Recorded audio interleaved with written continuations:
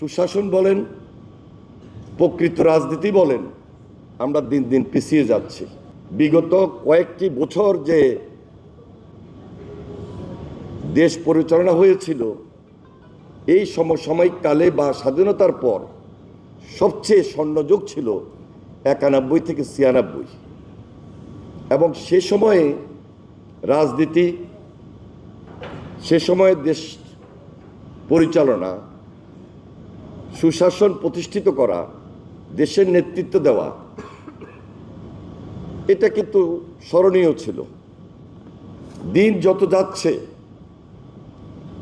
সেই সুশাসন বলেন, প্রকৃত রাজনীতি বলেন, আমরা দিন দিন পিছিয়ে যাচ্ছি। অনেকের বক্তব্যের মধ্যে এই কথাগুলো আসছে।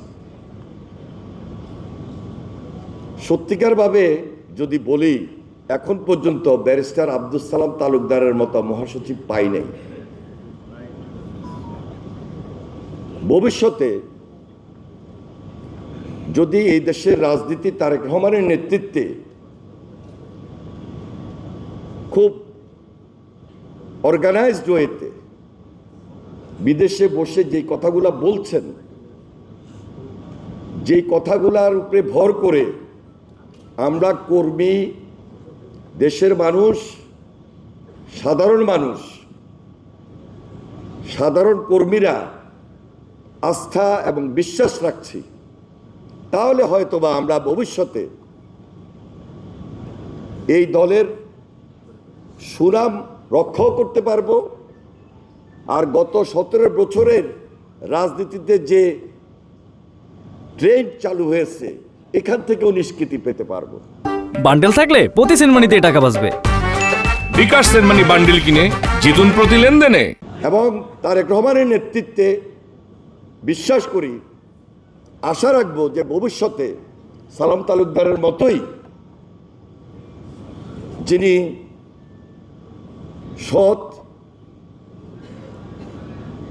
সংগঠক, কর্মী বান্ধব এবং কর্মীদের নির্ভরতার জায়গার মধ্য দিয়ে এই দলকে পরিচালনা করেছিলেন, সত্যি সেই ধরনের বিএনপির সেকেন্ড ম্যান হিসাবে যাদের নেতৃত্বে আমরা ফিল্ড পর্যায়ে রাজনীতি করেছি এবং করি, ওই ধরনের নেতৃত্ব হয়তো আসবে। আমরা ব্যারিস্টার আব্দুল সালাম তালুকদারকে সবসময় স্মরণ করি, কারণ তার থেকে তো রাজনীতি শিখেছি বলেই এখন পর্যন্ত আমরা যারা ছাত্র রাজনীতি করে এই দলের বা এই বিএনপির নেতৃত্বে এসেছি, আমার মনে হয় কিছুটা তার মতো করে দেওয়ার চেষ্টা করছি এবং করব। আমার বিশ্বাস যে দেশনেত্রী বেগম খালেদা জিয়া এবং তারেক রহমান আমাদেরকেও আমাদের খুব ছাত্র রাজনীতি শুরু থেকে সেভাবে গাইড করেছিলেন, এখনো করছেন। ভবিষ্যৎ বিএনপি এখনকার মতো যে ট্রেন্ডে চলছে, এখান থেকে ঘুরে দাঁড়াবে আমার বিশ্বাস, ইনশাল্লাহ। আমি মঞ্চে যারা আছেন তাদের কারোর নাম বলি নাই।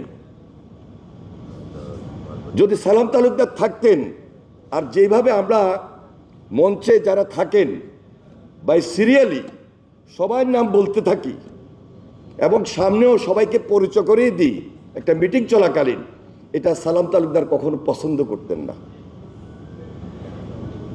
প্রেসিডেন্ট জিয়াও পছন্দ করতেন না।